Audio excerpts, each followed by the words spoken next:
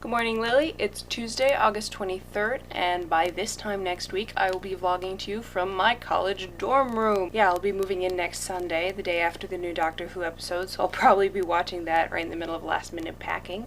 I will actually have interesting things to talk about next week because I'll be in my new dorm, and I will actually, on Monday, I'm going up to Lanesboro to a place called Eagle Bluff Nature Center for a retreat with the executive board of a committee I'm on at my college, and we're doing team building activities and a treetops course, so that'll be really exciting, and I'll probably have some pictures from that and lots of stories, so I'll be having interesting things to talk about next week. I've been working a little bit, I've been trying to start packing, not with much success, and I've been doodling around on the internet, and of course exploring Pottermore. As you know, I got my email, I waited a little bit, I went in. I maybe should have waited a little bit longer because it's still pretty buggy and there are a lot of things that have become actually a little bit frustrating.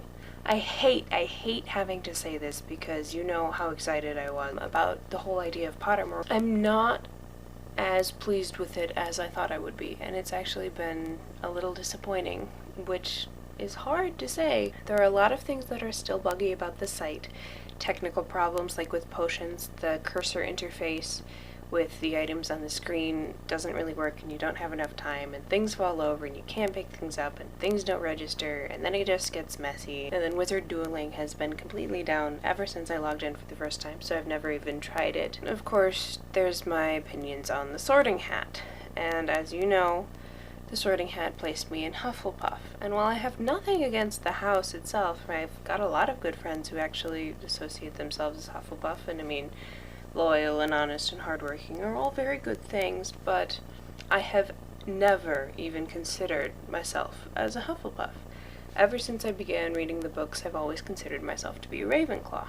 And for the Sorting Hat to tell me that I'm in Hufflepuff is a little bit of an identity problem, and I think to some unconscious extent maybe contributing to my general not-so-thrilled attitude towards the site. I think perhaps, and this is a little bit cynical, but I am a cynical person, if I had initially been placed in Ravenclaw, I probably wouldn't be so disillusioned with the site as I am at this general point, which is kind of a sad thing to say for someone who was one of the first beta testers, which is a thing to be excited about, but no, I'm not really that excited. But as a whole, the questions were really interesting, and so were the answers, and were actually rather thought-provoking, so that actually I really did enjoy.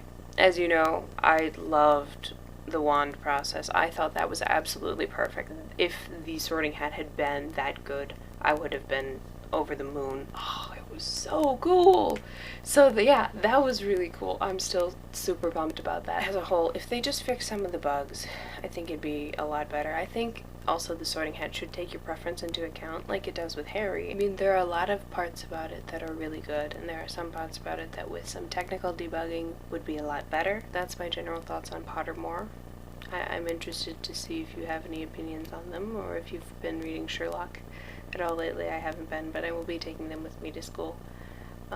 Yeah, hope to hear how your week's been going. Hopefully it's been better than mine, or at least more interesting than mine, and I'll see you on Thursday. Goodbye!